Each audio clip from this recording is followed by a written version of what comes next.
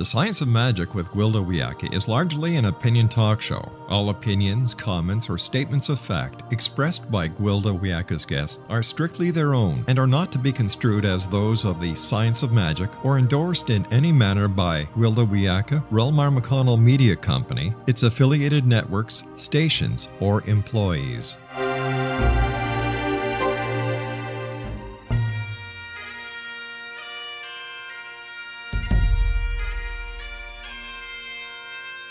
Welcome to the Science of Magic with Gwilda Wiyaka, a program dedicated to uncovering the unified nature of reality and humanity's ever-evolving place as truly galactic beings. For more information on the Science of Magic with Gwilda Wiyaka, visit us online at www.thescienceofmagic.net.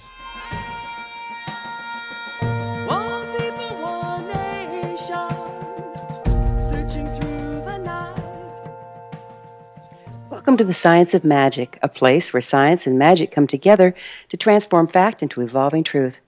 We're coming to you through the X-Zone Broadcast Network, www.xzbn.net, and can also be found on our website, www.thescienceofmagic.net. I'm your host, Gwilda Wiyaka. This hour we'll be exploring multifaceted healing. During pre-industrial America, people rarely visited any kind of a healer. Beyond going to the barber to pull an aching tooth or having the local doc set a broken bone, most were of the if it ain't broke, don't fix it mindset. Back then, food was natural if a bit scarce at times, water pure, air clear, and lifespan short. As science became more prevalent, farming practices changed, making food more plentiful, medical treatments more advanced, and lifespans increased. From there, we indulged in too much of a good thing and have altered our food, water, medical treatments, and lifestyles to where we live longer, but who wants to? Illness is so commonplace, most of us don't even realize how sick we are, rendering quality of life questionable. But we'll address that at another time. As we enter a new era of greater lighter frequency, we're being challenged to house a broader bandwidth of spirit. In order to thrive rather than merely we must acquire more refinement physically, emotionally, and mentally to accommodate our expanding spirit. This necessitates engaging in multifaceted healing. Never in recorded history has there been as much interest in alternative esoteric healing modalities. It's no wonder in light of the transformation at hand. Today, we're not only looking at maintaining physical health, but engaging in evolutionary health. With the ambient frequency rising, increased pressures impacting every aspect of our being, and already overtaxed systems are crashing under the pressure. In the past, the rare individual interested in enlightenment might engage in a spiritual practice in order to evolve. These practices supported a raise in personal frequency through addressing health issues and facilitating refinement on all four levels. It was understood that only by addressing frequency compromises in all aspects of the human could spiritual enlightenment be achieved. Now, however, it's no longer a matter of choosing between evolution and staying where we are. At this point, we're either evolving or deteriorating. Ironically, the most powerful and widespread multifaceted healing modality is over 50,000 years old. Shamanism is found at the roots of virtually every culture and used for millennia to treat on all four levels. From EMDR to Reiki, medical intuitive to psychic surgery, mediumship to depossession, all of our so-called New Age healing modalities are based on some aspect of tried and true shamanic principles. Unfortunately, it's been ages since the last time we were exposed to such high frequency, and much of shamanism has been lost. Shamanism is not only greatly misunderstood, but currently restricted to a dogmatic, ritualistic approach with little understanding of the very scientific principles behind the practice. On the other side, necessity is the mother of invention. Shamanism is being revived and many viable forms are re-emerging. By examining what all these forms have in common, we're able to recreate a powerful form for the people of today, rooted in ancient tried and true. There's truly nothing new under the sun, just power tools long forgotten.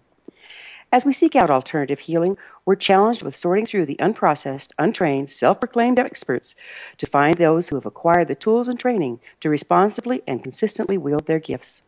A word to the wise: don't settle for anything less. Our guest this hour, Kathy Ganev, is the Urban Spirit Guide. Kathy is a shamanic practitioner, shamanic instructor, empath, clairvoyant, and medical intuitive. She uses her clairvoyant and empathic skills, along with her deep passion for wellness on all levels in her practice. Kathy began her studies in 2007 at Colorado State Certified Occupational School, Path Home Shamanic Arts School, taking the 2-year Shamanic Practitioner certification. She became a Path Home Certified Shamanic Practitioner, Instructor, and Teacher. After this commercial break, I'll introduce Kathy G., and together we'll explore the many facets of spiritual healing in the new era. So don't go away. You're listening to The Science of Magic. Prior innovative episodes can always be found on our website, www.thescienceofmagic.net.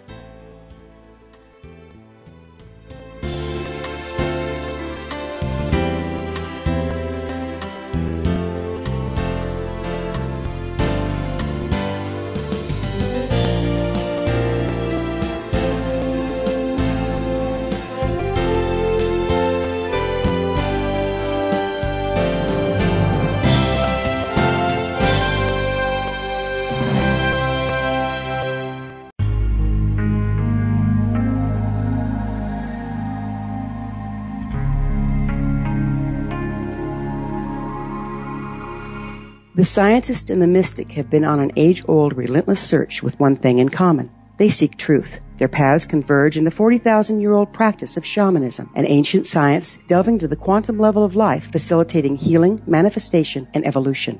I'm Gwilda Wiyaka, the founder and director of Path Home Shamanic Arts School, a unique Colorado State certified occupational school, training shamanic practitioners and teachers. We also provide classes for empowering personal lives through shamanism. Our certification classes are in week-long segments enabling international participation, and online classes and long-distance shamanic healing sessions are available. Come discover the science of magic in the limitless world of shamanism. www.findyourpathhome.com.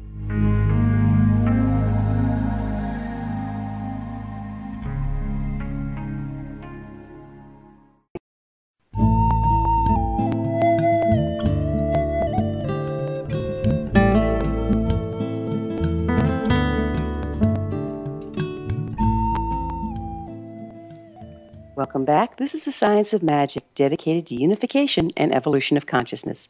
I'm your host, Gwilda Wiyaka. Our guest this hour is Kathy Ganev, the Urban Spirit Guide.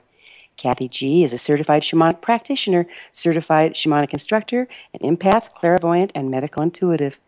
In addition to her shamanic studies, Kathy continued her studies at Psychic Horizons Center in Boulder, completing the yearlong clairvoyant seminary program, along with graduate-level courses, spiritual healing, medical intuition, and minister's program, receiving certification in clairvoyance and medical intuitive. Kathy's website, www.kiofghealing.com. Kathy, thank you for joining us on The Science of Magic. Thank you for having me. You've obtained an impressive amount of training. Would you share your thoughts on the difference you found between simply having natural aptitude and taking the time to acquire training? Sure, yeah. The reason that I actually acquired my training or sought it out, was because I really didn't know how to use my natural gifts. And it is the reason that kind of drove me to the point of finding a teacher. And I had a very, very difficult time functioning because I was so empathic and clairvoyant. I didn't really understand that I was those things or how to use it. So I was having a very, very difficult time functioning. So in that case, it was very difficult for me to have any understanding of just having natural aptitude. The training was required for me to then understand how to utilize it. So without the training, I wouldn't be able to actually do what I do now. Alternative or New Age healing modalities are in the rise. However, many states have no regulations around the qualifications required to teach the form. What advice do you have for people interested in finding legitimate training in the more esoteric forms? That's a great question. So I would definitely recommend that you do your research. There have been a lot of teachings, maybe a weekend class or a workshop that may not have the qualifications or the understanding of the teachings, especially with various esoteric forms in the energy or psychic or shamanic realms.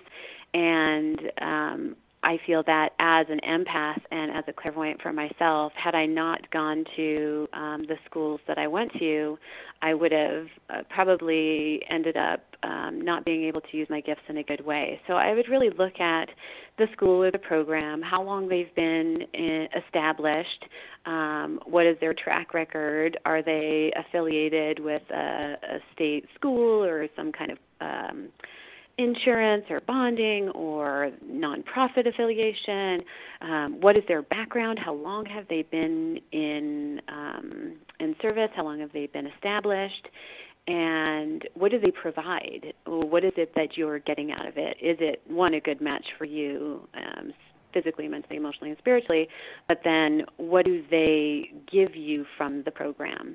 If they're not established and they don't have backing, or they maybe don't have insurance, or are not, established as a nonprofit or a valid business, then you might have to really check around, because you don't know what you're getting into or what's going to be provided, or if it's going to be a program that's beneficial for you, even from a financial perspective.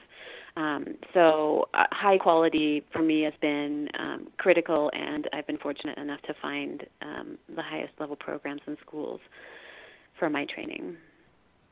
It's funny, there's two schools of thought, because there's the ancient teachings coming from the indigenous peoples, and a lot of people have been trying to seek out teachings from them.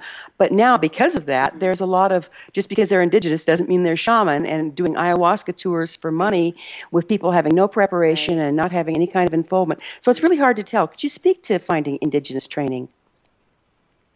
Yeah, I know that there are some probably very, very high quality indigenous, I wouldn't call them programs, but societies and cultures that have handed down, to their families and to the shamans of their tribes, and have handed down the teachings and the trainings very high quality, very beautifully. But there are also people in the indigenous cultures who are taking advantage of some of the Western people that are going down to South America or other places to try to learn or to go to a medicine ceremony and try to have an awakening or an opening, and it can be very dangerous. So if you don't know who you're working with, you should be very, very wary. And it's not likely that an indigenous culture is just going to take anybody or everybody from the West. They're probably going to be a little picky, or really make sure that this person is in it for the long haul.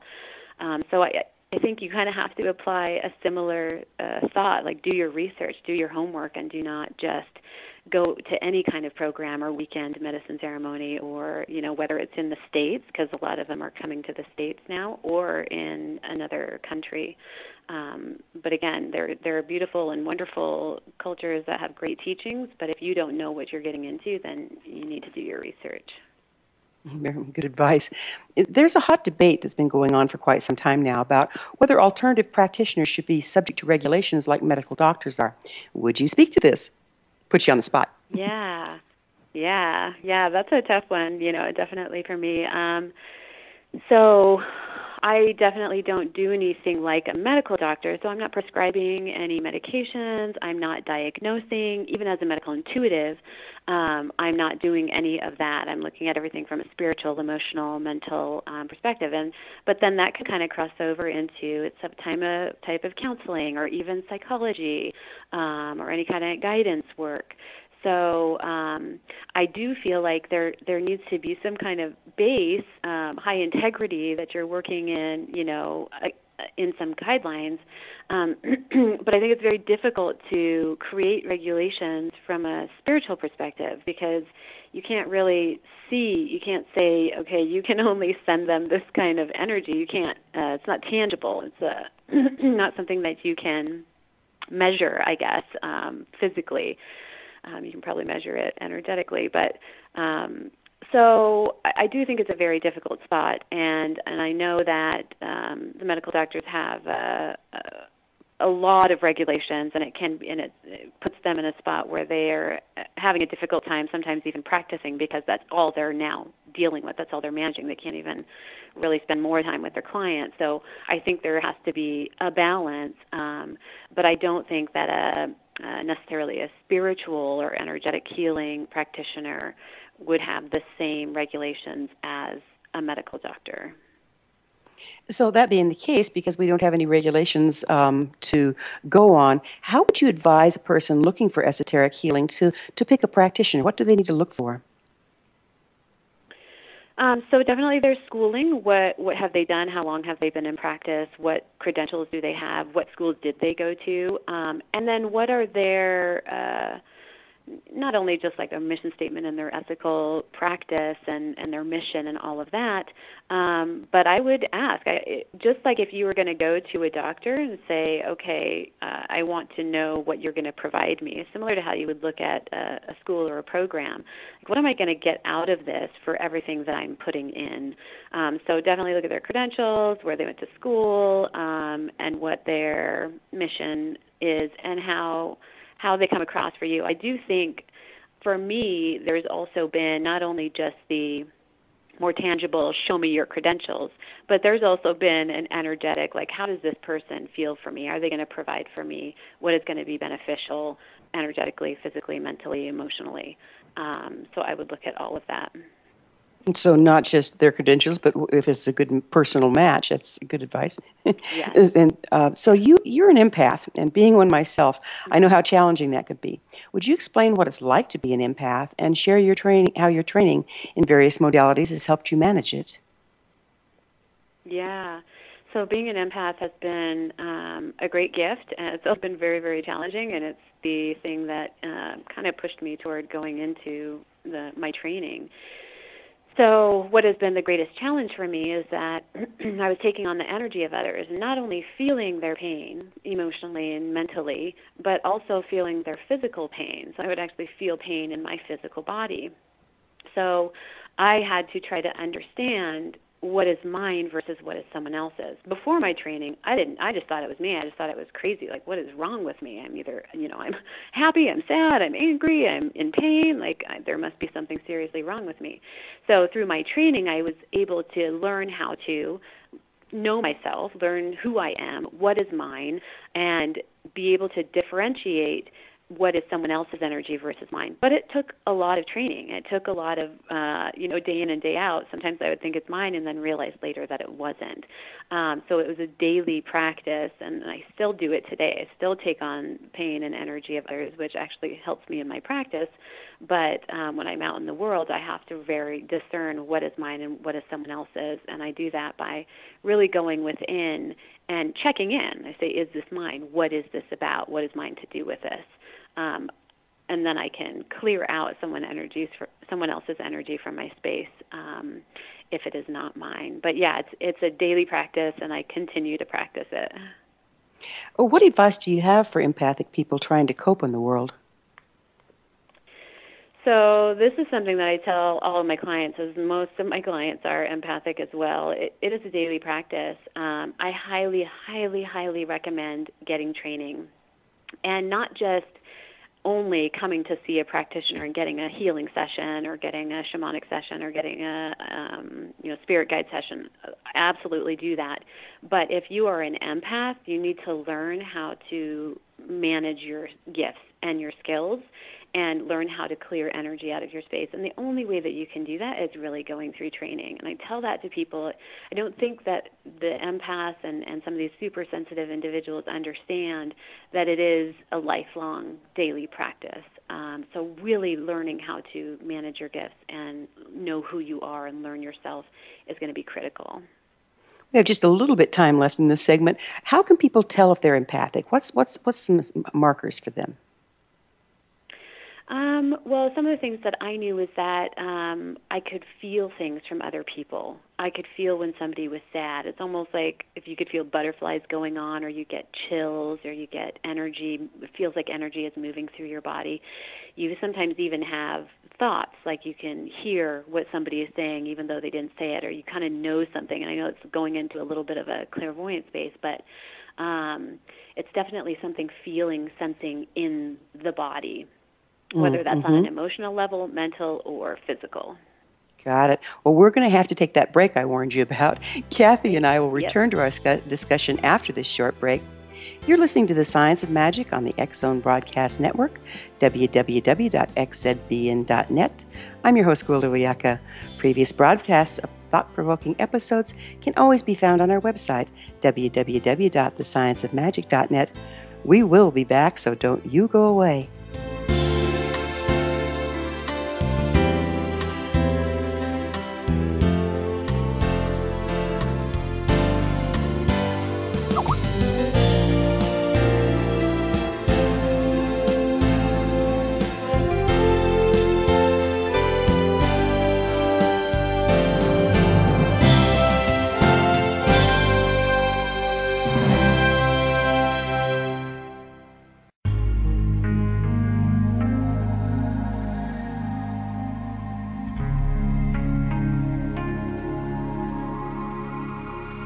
The scientist and the mystic have been on an age-old, relentless search with one thing in common. They seek truth. Their paths converge in the 40,000-year-old practice of shamanism, an ancient science delving to the quantum level of life, facilitating healing, manifestation, and evolution. I'm Gwilda Wiyaka, the founder and director of Path Home Shamanic Arts School, a unique Colorado State certified occupational school, training shamanic practitioners and teachers. We also provide classes for empowering personal lives through shamanism. Our certification classes are in week-long segments enabling international participation, and online classes and long-distance shamanic healing sessions are available. Come discover the science of magic in the limitless world of shamanism. www.findyourpathhome.com.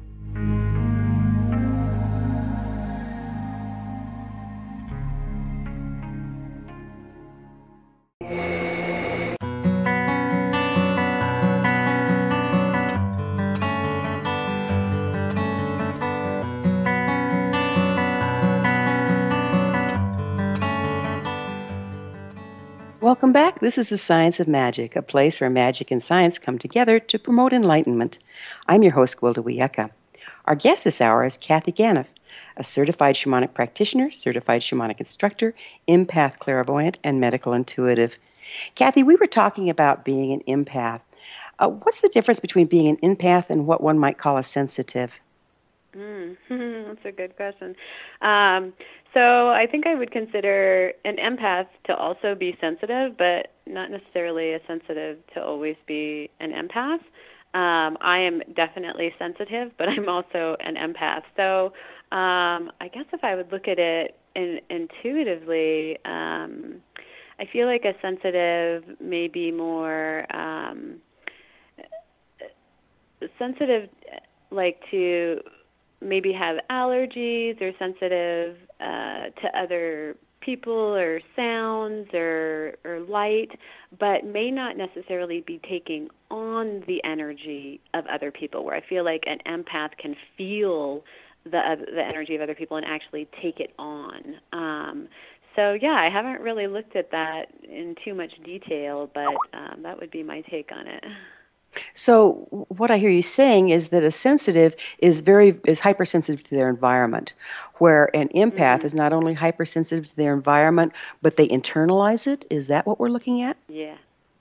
Wow. Yeah, I think they internalize it, but they also take it on. I don't know if that's the right way to say it. Like I feel as an empath, I might take someone's pain on, or I would it's almost like I'm getting an energetic imprint of the other person in my space. So, this brings to mind, there's an ancient form that I try not to teach or practice because it can be so challenging, whereby you can literally take on the disparate frequency of a person and take it away from them to bring them rebalance and then process it out through your physical body. Is this also a skill that you see that an empath could possibly perform? I'm sure they could with the proper training. I know that before I took my art school, I would take on other people's energy, as do we're not ready to handle or don't know how to handle. Even if we're trying to transmute it in our energetic space, it sometimes is not possible, but depending on our own gifts and skills and how we know how we learn how to process that energy through. So I don't really think it is something that an empath could do, but without the proper training, I would definitely recommend against it. It's something that we kind of automatically do and can end up compromised because of it, don't you think?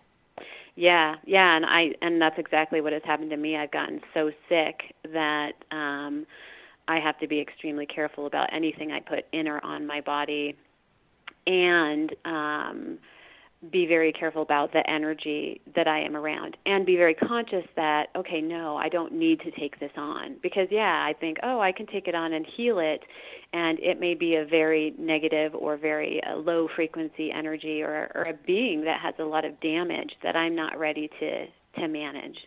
And really, without that proper training, without really knowing what you're doing, you can get very, very sick.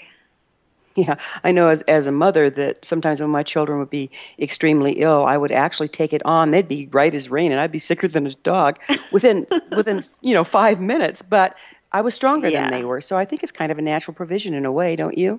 Yeah, definitely. Yeah. You mentioned working with indigos. What exactly is an indigo? Mm-hmm.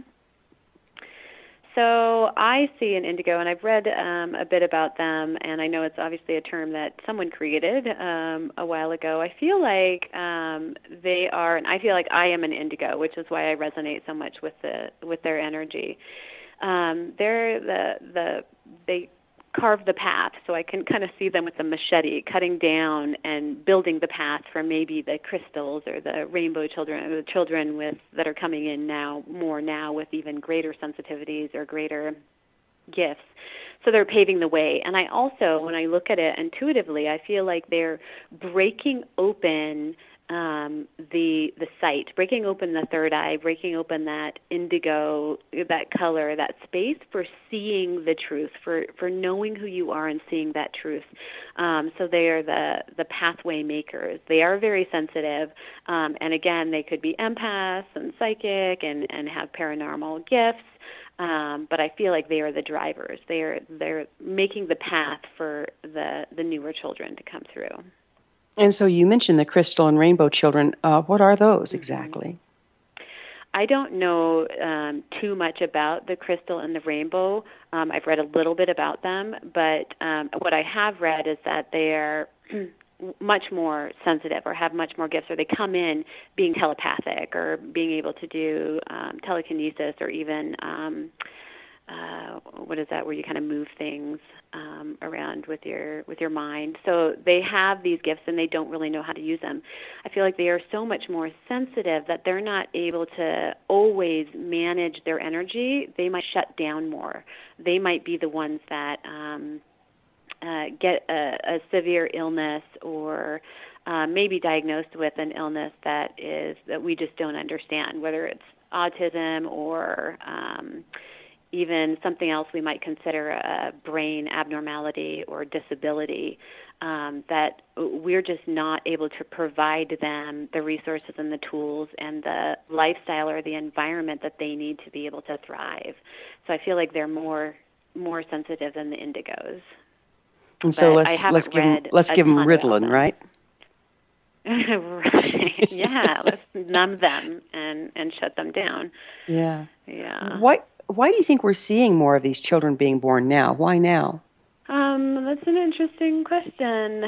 I don't know. I feel like if these are the children that are coming in, they're probably needed for some reason. Maybe there is a shift in consciousness, so much so that we need their level of love and compassion or power or strength or courage or whatever it is that they're bringing through, to be able to shift our consciousness and come into a place of more balance, of more peace and less war, and less greed, and less people that just kind of want to hoard everything or only have the power for them, where I feel like they're trying to come in and kind of set the stage or recalibrate the energy and the space here. But I don't know. That's a great question. I'm sure that could be up for lots of debate. But I feel like, as a universe, as an existence, things come in that are probably more needed. When we need a balance, fires come through, and things like that, where we need to reestablish. So these energies are probably coming in to help us reestablish a new base. Beautiful. Do you work with indigos as children or as adults, or both? Well, I generally work with adults. But I have had a number of children come in, and some of them I feel like they're more like crystal or rainbow children. They're very aware and very conscious. But the majority of my clients are adults, so most of the Indigos that I work with are adults. How can parents tell if their children may be gifted, like one of these three, crystal, rainbow, Indigos, and are struggling because of that? So I'm sure there are probably tons of books on this out there, but I mean, from my perspective and understanding, I would say looking for any signs of being overly emotional even, or needing time alone, or being very curious and having kind of these, you can almost sense it in a child that they're wise, they have some wisdom within them from beyond. If they do start struggling in any sense, then I would definitely, find a school or a program that might have some tools and resources for kids, because even if they're not a crystal or a rainbow child, having tools of managing energy is going to be important regardless.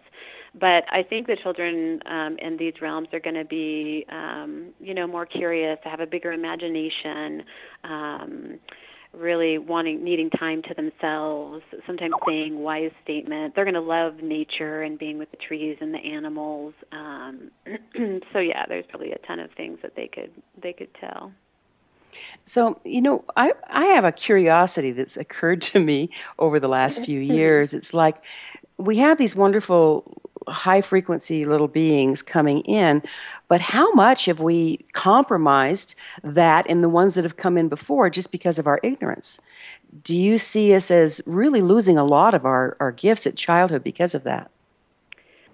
So losing our gifts at childhood because of... People being insensitive to the needs of the sensitivities of a child. Oh, yeah.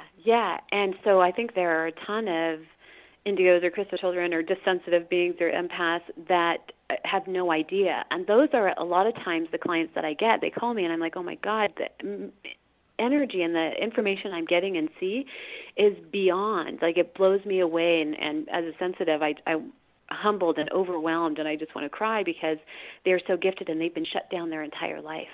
And these are people sometimes in their 50s. So by aligning with them, you mean like getting close enough to them where you're aligning your auric fields, you can suddenly pick up the imprint that they came with? Is that what's going on?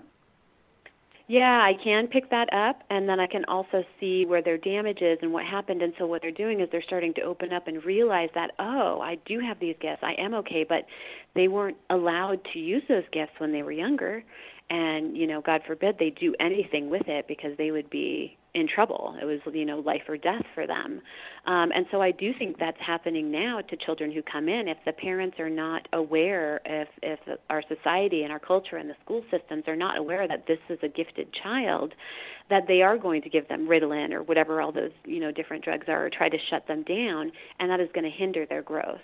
And so I think that's why there are people like you and me and other healers or more conscious individuals who want to help the children and even the adults come into their awareness and learn how to use their gifts without having to be numbed by drugs or other substances. Do you have just a few seconds left here? Do you think that the original religions that we've been subjected to have caused us to shut down out of fear of hell or damnation? I think they have had an impact. Yeah, it's interesting. The belief systems of the masses, if you can misinterpret the information you're getting, can't you? Yeah. And I mean, the religions, like the base of it, like the Bibles and the old written words and the spiritual practice of it, I think it's all rooted in a good practice, but what we do with that information, how we interpret it, and then how we push that to other people is a whole different story. So if we're saying you're going to go to hell because this is what this says, it may be a misinterpretation or understanding of true spirituality. Kathy and I will be back on the flip side of this commercial break. You're listening to The Science of Magic on the X-Zone Broadcast Network, www.xzbn.net, the place where altruistic professionals of science and the esoteric create common ground for the betterment of our world. You can always listen to previous transformative broadcasts on our website, www.thescienceofmagic.net. Don't go away.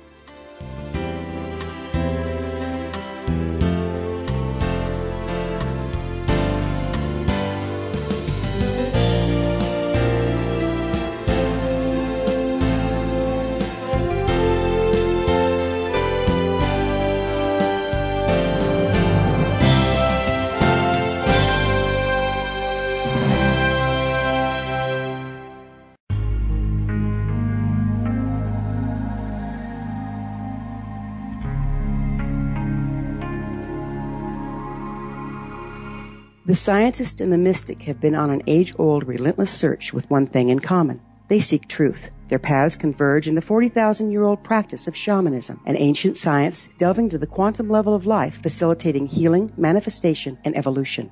I'm Gwilda Wiyaka, the founder and director of Path Home Shamanic Arts School, a unique Colorado State certified occupational school training shamanic practitioners and teachers. We also provide classes for empowering personal lives through shamanism. Our certification classes are in week-long segments enabling international participation, and online classes and long-distance shamanic healing sessions are available. Come discover the science of magic in the limitless world of shamanism. www.findyourpathhome.com.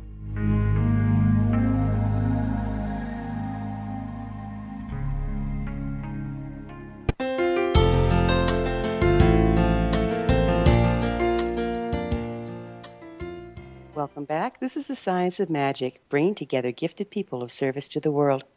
I'm your host, Gwilda Wiyaka. Our guest this hour is Kathy Ganev, a certified shamanic practitioner, certified shamanic instructor, empath, clairvoyant, and medical intuitive. Kathy, I understand you're also a minister, aren't you? Yes, yes. How fun is that? Yeah, and where'd you get your ministry? From the Church of Inner Light at Psychic Horizon Center in Boulder, Colorado. Nice, nice. You speak of super souls. What exactly are they? So super souls to me are, they're empathic, they're clairvoyant, but they are, I feel like they're a hybrid. They're like a type A creative. They're the introverted extrovert. They are the individual that is like, you can't miss them, but then they're invisible or mysterious. And they're the drivers. They really come in and they're like, I feel like there is something I am meant to do. I have a bigger purpose. I'm meant to go in a direction. They're always curious. They're always searching. They're constantly doing training. But they're also extremely sensitive and very, very powerful. And a lot of them don't really know how to use their gifts and tools. Sometimes they don't even realize that they're super souls. And these are the individuals that I really seek out and really look for to help on their path. I'm pretty familiar with the ones you're talking about now that you've defined them, because a lot of them are drawn to the shamanic arts and to the school. Mm-hmm. And there's a couple of hallmarks that I've noticed I'd like to have you speak to. One is they draw people like magnets, and then they blow them out like crazy because of the frequencies they dance. Have you experienced this, and what advice do you have for them? Yeah. Yeah, that is definitely a challenging one. For super souls, it's almost critical that you're going to be training regularly in spiritual and spiritual training, shamanic, whatever you're really drawn to. It's got to be a daily practice, and you're going to learn how to manage your energy. But it's kind of like fire starters. She will start those fires once, and things get going, then things blow up. So you have to start to learn how to manage it, and it is a daily practice. And there are people that are going to come in and out of your life, and you're there to help them process, and you're learning from them as well. But it's not always going to be an easy ride.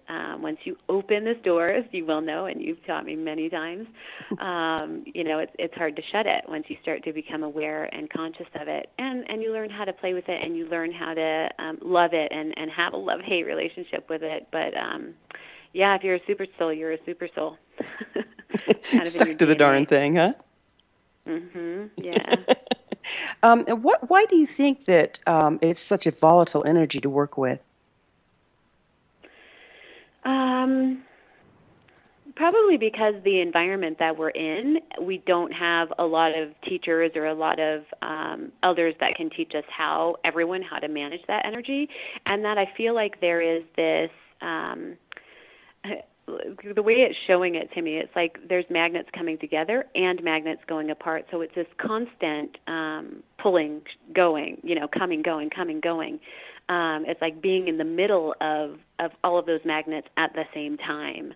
And I think it's because we're shifting and changing, and we're still learning how to transition. We're still learning how to transfer, and there are still individuals in and amongst us that are very lost and at a frequency that we still have to manage with, that maybe not at a level that we have grown to or that we have learned from. I don't know if that makes much sense. But It does. It's a complicated issue. Before we get too far into this segment, Kathy G., would you tell us where people can find your services? Yes. So I work out of Boulder, Colorado, but I do all of my sessions long distance over the phone or on Skype or FaceTime, and they can find me at my phone number is 303-246-1084, or they can visit my website at KiofGHealing, KIOFGhealing.com, or theurbanspiritguide.com. What do you specialize in? Who would be looking for you? So it's those super souls. It's those individuals that are really, a lot of them feel somewhat lost. They feel like they can't manage their energy. They're almost at a tipping point where they're like, I am suffering. I'm in a place where I can't manage my energy. I want to know what my purpose is or where I'm meant to go or what my path is. I want to open up. I want to be more conscious and aware, and I want to be able to use my tools. And they feel like they have a purpose. So those are the individuals that I frequently receive requests for services from. That is a hallmark of super souls, isn't it? That driving sense of purpose that kind of wipes everything else out of its path. Yeah. It does. It does. And you can take a different path, and it's just you end up, searching again. Okay, where is it? You're constantly curious and searching, and I need more. I need some. It's not here yet. I'm still looking for it. But you can find a lot of peace with the healing work and with training. Talk to me a little bit about multidimensionality as it expresses in super souls. So multidimensionality as it expresses in super souls. You mean like working in different dimensions, or? Yes, and multitasking. I see amazing ability to multitask in our super souls. Mm-hmm. Yeah, definitely being able to do a lot of things. And I feel like for these super souls, one of the things that they're having a really hard time with is that they're actually in other dimensions. So they have their foot in both worlds or multiple worlds. And that they are someone that can be in a very scientific field and then be in a very spiritual practice, and then also be very interested in nature or exercising. Or they have a lot of different skills and a lot of different interests. And I feel like sometimes people think, oh, they're contradicting themselves, or they conflict themselves, or they're confusing. But it's because they are learning so many things, and not necessarily even a jack of all trades, but they do know a lot of things. So the multitasking, they do have that great ability, but I feel like it's more from working in other dimensions as well. So the thing that they have a really hard time with is how do they manage their energy that so much so is not somewhere else and that they're drained here? How can they manage it where it's more like a reference, like I'm referencing the energy in that other dimension, but not taking all my energy away from my physical body in this body. So that staying put is the challenge, isn't it? Yeah, being grounded and in the body, but still being able to be out in other dimensions at the same time. But really learning how to manage that requires training. I mean, do people that come in that way even recognize that they're in multiple places at once at first? No, I didn't. I had no idea. Like, oh, well, that's where I'm at. Okay. Yeah. So we kind of have to build a roadmap, huh? Yeah, we do. Yeah. Yeah. What you spoke of life purpose or soul purpose. How does that compare with life path? Would you speak to that? Yeah. So I've seen this a lot with individuals. Like there's a bigger soul purpose. So that might be they're here to teach peace. Let's just say that's their soul purpose. Well, in this life path here on this earth right now, in my incarnation as Kathy Ganev. My path, my soul purpose may be to bring in peace, but this life path may be to create destruction, in order to get to that place. So I feel like the soul purpose is kind of the bigger encompassing, and I may reach that over different lifetimes, over different life paths. And so this life path may not meet a one-to-one connection to the soul purpose. It might, but it might also be a little bit different in order for us to get to that point. So to create something new, sometimes you have to destroy. That's kind of how I see it. Do you think that these are predestined, or we have any involvement in choosing them, or, how much choice do we have in this? Yeah, I think for the soul purpose, we might have a choice on the other side before we come in, or, before we start our soul. I'm not too sure about that. But for the life path, I think we do have a choice, and we can impact it, we can shift it, we can change it. I think eventually we'll get to our soul purpose. So we might do our life, have many, many lifetimes until we fulfill our soul purpose, if we constantly want to change it. But I feel like we do have a choice on our life path. What would you share with the listeners about how to find their life path and soul purpose?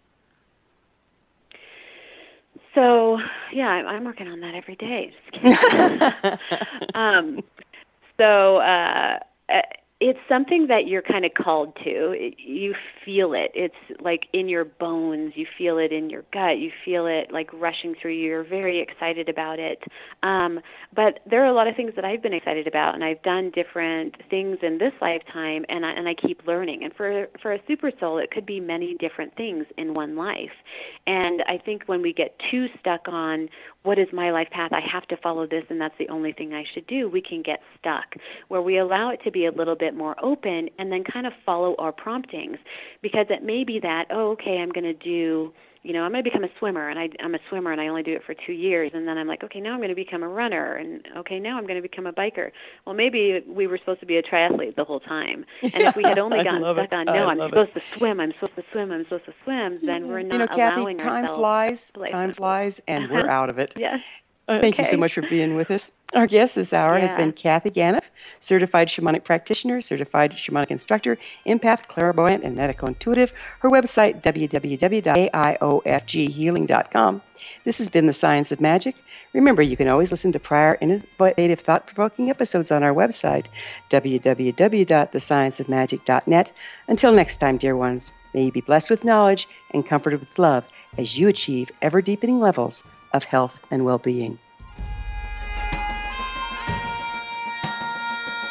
One people, one nation, searching through the night.